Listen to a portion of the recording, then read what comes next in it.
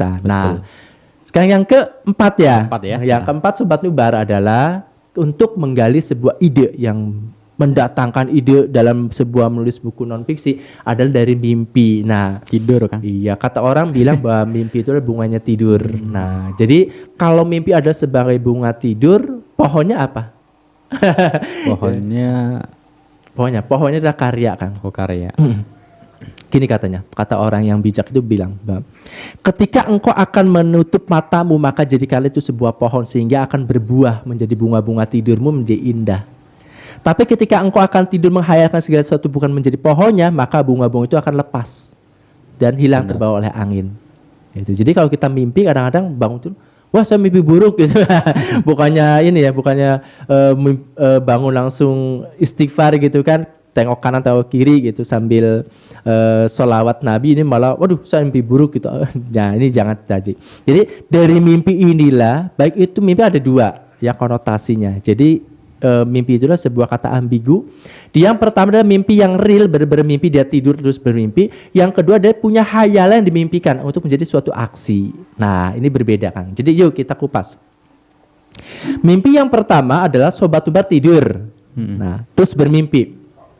Nah bermimpinya itu dia adalah misalkan tentang sebuah ide yang muncul bahwa dia harus menulis buku tentang masalah percintaan antara mengupas antara Romeo dan Juliet misalkan dari sisi anak-anak milenial seperti apa. Nah dari mimpi itu dia punya ini datang gitu sebuah ide-ide itu ketika dia sedang bermimpi. Hanya dia berkreasi ketika bangun, dia berkreasi dan mimpi. Itu yang pertama adalah menjadi manfaat. Yang kedua ketika dia tidur, dia bermimpi tentang Romeo dan Juliet. Akhirnya dia membuka primbon, ketika bangun membuka primbon. Apa yang terjadi dengan Romeo dan Juliet. Ternyata setelah ramalan primbonnya dia dibuka, ternyata dia akan putus dengan kekasihnya. Gara-gara mimpi. Bagi orang yang punya peluang, bisa menjadi itulah sebuah tulisan. Sebuah ide besar datang langsung dituliskan. Ya. Mimpi perusak hubunganku misalkan dengan si doi dan sebagainya. Itu yang pertama adalah real mimpi. Yang kedua adalah mimpi konotasinya adalah bahwa sesuatu hal yang dia impikan, yang dicita-citakan untuk menjadi suatu realisasi. Artinya apa? Artinya ada aksi dan reaksi. Ya, jadi ketika dia hanya bermimpikan, saya dimimpikan misalnya gini. Saya mimpi pengen punya buku di tahun 2021 misalkan. Bukunya boleh buku solo. Impian ya berarti. Diimpikan. Tapi tanpa aksi, ya, sehingga tidak ada reaksi. Maka otomatis ini nggak akan jadi Kang, buku sampai kapanpun nggak akan hanya mimpi gitu ya. Nah jadi Sobat Nubar, ketika Sobat Nubar sedang menghidupkan sebuah mimpi, baik mimpinya itu secara asli real mimpi ketika tidur, atau mimpinya hanya mengimpikan sesuatu angan-angan, suatu cita-cita, suatu harapan untuk di masa yang akan datang menjadi suatu kenyataan, maka siap-siaplah mimpi itu akan mendatangkan suatu ide. Bagi apa? Bagi tulisan yang akan kita garap. Itu Kang. Gitu, jadi ya. dari mimpi pun itu akan menjadi sebuah karya Kang. Yang penting mimpi itu menjadi sebuah aksi. Jangan sampai hanya sebatas mimpi. Kalau cuma mimpi doang ya udah nggak ada aksi. Makanya berarti mesti banyakin tidur Kang. Oh itu salah besar. Nulisnya kapan? Kan tidur mimpinya kurang pas sama tulisan saya, tidur lagi gitu. ketemu sesuai dengan apa yang dia tulis gitu. Enggak gitu ya. Enggak gitu juga Kang. Enggak gitu. Saya di tahun sekarang mimpi saya itu bertambah karena mimpi tahun 2020 itu banyak yang tidak terrealisasi.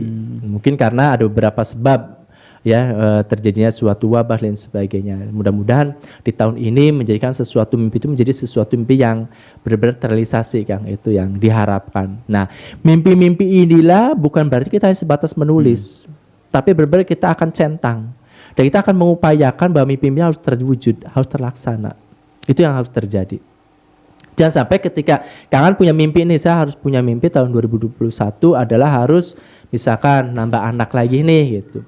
Nah, nambah anak. Nah, dengan menambah anak ini bukan hanya menambah, tapi harus menambah income. Buat apa? Buat persiapan si anak. Betul. Bener nggak? Anak yang pertama kan income-nya semakin investasinya semakin gede. Nah, belum nanti anak yang kedua dan sebagainya. Nah, dari mimpinya ingin menambah anak satu, maka apa yang akan dimimpikan lagi untuk menjangkau atau untuk memfasilitasi dari anak yang satu dan kedua ini. Nah, itu harus sebuah mimpi Kang, sebuah harapan. Nah, inilah begitupun kita dalam sebuah menulis mimpi. Jadi kalau sahabat-sobat Nubar pengen di tahun ini adalah saya mimpi pengen punya buku solo. Nah, bukan sebatas mimpi, yuk tulis. Apa aja judul, misal 3 deh atau 5 judul yang tulis. Nah, baru uraikan menjadi sebuah outline, menjadikan suatu bab-bab. Nah, di situ mana yang akan diselesaikan dulu? Siapa tahu dari 5 judul ini satu yang menjadi realisasi 1 tahun itu.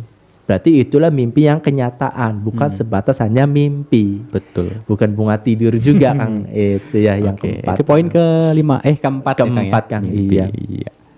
Nah, Sobat Nubar, poin yang kelima sekarang, Kang. Yang kelima, untuk mendatangkan suatu ide dalam menulis buku adalah memaksa ide datang. Itu perlu dipaksa juga, Kang. Dipaksa.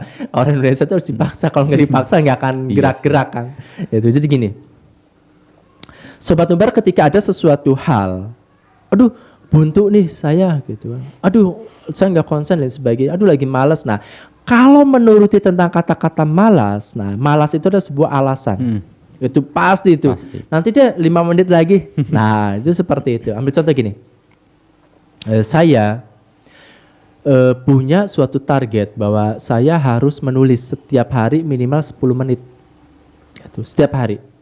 Kalau dalam kertasnya adalah 2 halaman A4. Itu minimal saya tulis. Ya. Dan alhamdulillah berarti saya ada waktu khusus, Kang, ya? Enggak juga. Saya nggak pakai waktu khusus. Yang penting target saya adalah saya harus menulis 10 menit dalam 1 hari. Terserah mau 2 menit, 10 kali berarti kan. Nah, mau sekarang setengah lembar yang berarti kan 4 kali nulis jadi 2 gitu aja. Yang penting saya punya targetan bahwa saya harus menulis sehari 10 menit. Saya harus menulis minimal 2 halaman A4. Udah itu aja, Kang, targetnya. Jangan pakai saya waktunya harus. Nah, jangan sampai ketika kita dipatok pada suatu waktu. Ini yang dikhawatirkan ketika waktu yang sudah tetap untuk menjadi suatu hak kita untuk menulis, ternyata ada sesuatu kebutuhan lain lebih mendesak. Betul. Nah, ini kan menjadi sesuatu hal yang, aduh, kalau sekali 2 kali mungkin oke, tapi sering, ini kita males. Karena apa? Waktu itu sudah disita terus. Nah, misalnya sitanya dengan anak, dengan istri meminta bantuan kita, dengan pekerjaan dan sebagainya, atau dengan kondisi badan kita yang tidak fit. Tapi kalau kita mematoknya dari bahwa saya harus menulis sehari 10 menit, bebas, terserah. Sekarang udah zaman gadget, Kang, udah gampang. Betul sih. Itu. Saya setiap hari menulis materi. Setiap hari. Jam berapa? Saya bebas. Mau jam berapa aja. Saya bisa sambil misalkan ngebantu istri, saya sambil nulis. Oh, baru juga misalkan rumus, ada 5 rumus, baru 1 rumus, ya udah save dulu. Nanti karena saya di HP saya itu ada folder-folder. Situ ada folder fiksi, folder non fiksi, ada sastra, ada folder ini itu dan sebagainya. Ya? Jadi banyak folder yang saya dibikin karena ya itu, Kang. Karena saya itu sekarang mengasuh 7 komunitas ya. Dan ada lagi yang udah mengajukan lagi itu ngasuh lagi tentang kelas, akan mengadakan kelas fiksi gitu. Berarti tambah lagi nanti tentang ininya. Jadi setiap kali itu berbeda. Makanya saya suka mengisi materinya harusnya di grup ini malah jadi kirim ke grup ini. Jadi suka nyasar. Nah, ini Sobat Nubar bahwa memaksakan ide datang itu harus dipaksa. Dan cara apa? Dengan cara banyaklah Anda menentukan. Nah, apa menentukan pilihan, Kang? Pilihan kita, Kang, ya? Iya, pilihan kita itu sekarang mau enak atau mau nggak enak nanti atau mau enak sekarang. Nah, kalau seandainya menentukan pilihan kita, yang penting sekarang saya lagi sehat, udah saya nikmati aja dulu deh. Entah nulis entah aja kapan, besok, lusa. Nah, itu jangan seperti itu. Tapi menentukan pilihan ini adalah pilihan yang pahit. Ingat, pilihan yang pahit. Jadi gini, dalam 1 hari ini kita belum menulis nih. Waduh, saya belum menulis tapi masih malas. Bunuh rasa malas itu, cepat menulis. Itu, Kang, cepat menulis. Karena apa? Karena itu sudah menjadi suatu komitmen. Komitmen apa? Nah, yang tadi, Kang, yang di poin-poin tadi itu, poin 4 tentang apa? Tentang mimpi. Kita punya yang mimpi harus kok. Direalisasikan. Iya, itu yang harus direalisasikan. Itu, Kang. Gini. Saya tahun 2020 itu ditagih naskah oleh penerbit. Karena saya sama sekali tahun 2020 itu nggak terbit naskah saya itu 2. Nah, kata saya naskah udah ada nih, tapi kira-kira terbitnya kapan? Terbitnya 2021. Ya 2021 berarti bukan tarikh 2020 karena katanya di 2020 itu tidak ada penerbitan buku. Karena wabah dan sebagainya, Iya, betul. sehingga ketika terbitkan juga modalnya besar keluar tapi penjualan masih Kecil ya? bukan Apa, kecil lagi ya, nggak ada? memang sangat tidak ada ya, jadi Nggak ada. sangat minim dan lain sebagainya. Akhirnya alhamdulillah dari pihak penerbit akhirnya ya udah tahun 2021 jadi nambah lagi. Jadi dia target dari penerbit adalah saya tetap dua buku, saya nambah lagi, saya setahun harus 2 buku. Jadi saya 4, Kang.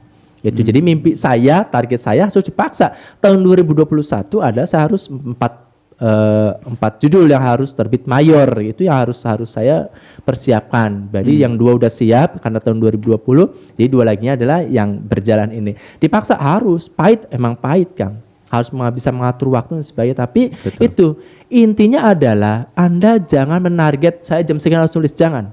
Kalau dulu saya iya. Saya harus menulis misalkan ketika hening, misal habis subuh atau malam dan sebagainya. Tapi kalau sekarang tidak. Setiap ada kesempatan saya nulis, itu aja. Pokoknya 10 menit kok, enggak lama. Enggak lama. Sekarang di HP udah gampang ya, smartphone itu udah membantu untuk kita. Bukanlah kita harus sekarang itu menulis di tangan dan sebagainya atau membuka laptop atau PC dan sebagainya, tidak. Cukup dengan handphone. Kita buka foldernya, kita menulis yang mana, ide yang datang yang mana, tulis di situ. Itu sudah sangat mudah sekali. Referensi udah bisa dibaca di mana-mana banyak. Ada di Ipunas, ada yang Kalau udah di blog terbiasa dan jadi sebagainya. enak, Kang, ya? Iya kan? Kalau udah terbiasa jadi enak. Iya ya, karena gitu. udah ini Kang, kita tuh sudah menjadi suatu kontinuitas ya. Jadi rutinitas kita sudah seperti itu. Jadi kalau sehari itu ada terlewat, ini apa nih yang belum terlaksanakan, yang belum kira-kira yang belum dibahas. Itu jadi Sobat Nubar, ketika memaksa ide untuk datang, maka Anda harus siap berkorban. Kalau Anda belum siap untuk berkorban, waktu, tenaga dan sebagainya Kang, kesenangan dan sebagainya, biasa kita main game misalkan full atau main medsos dan sebagainya, maka cutlah itu, potonglah itu waktu-waktu itu kita khusus untuk menulis. Sehari 10 menit saja. Ini pernah dibahas oleh kita ya, bahwa Ya, menulis dalam 10 menit itu. Nah, kalau sudah terbiasa dengan itu, insya Allah akan menjadi mudah. Ide akan cepat berdatangan. Itu akan cepat berdatangan. Makanya ketika saya misalkan ditunjuk, Kang, tolong isi materi ini di grup ini, jam berapa? Sekarang 10 menit lagi ya, saya udah siap berulang, saya udah punya folder-folder itu ya, tentang kepenulisan. Jadi ketika ada orang yang mengundang saya untuk menjadi bintang tamu keluar misalkan waktunya 30 menit gitu ya, saya udah ready gitu. Udah Nah, siap ya. iya, jadi ketika Sobat Nubar nanti ketika sudah terbiasa dan memaksakan ide datang, nanti ada sesuatu yang kehilangan ketika hal itu tidak dikerjakan. Gitu. Itu Kang, jadi sangat mudah ya. Jadi 5 poin ini yang sangat udah biasa lah, udah kita lakukan setiap hari, tapi kita tidak sadar bahwa itu adalah poin-poin menuju pada mendatangkan ide dalam hal menulis buku. Iya. Itu. Ya baik Sobat Nubar, ada 5 poin yang disampaikan oleh Kang DJ dalam mendatangkan ide dalam menulis. Saya ulangi kembali. Yang pertama pengalaman hidup, yang kedua referensi dari luar, yang ketiga imajinasi dalam diri, yang keempat mimpi, dan yang kelima memaksa ide datang. Jika ada yang belum jelas, bisa diputar ulang Kang ya video. Bisa. Kalau nggak bisa tanya-tanya di kolom komentar bawah ini. Nanti kita bakalan ada sesi khusus tanya jawab biasa seperti itu. Oke, terima kasih buat Sobat Nubar yang sudah menyaksikan channel YouTube Nubar Pro. Jangan kemana-mana karena kita bakalan ada materi selanjutnya. Tetap support channel kita, jangan lupa untuk subscribe, like, komen, dan share serta aktifkan lonceng di bawah ini. Terima kasih. Wassalam.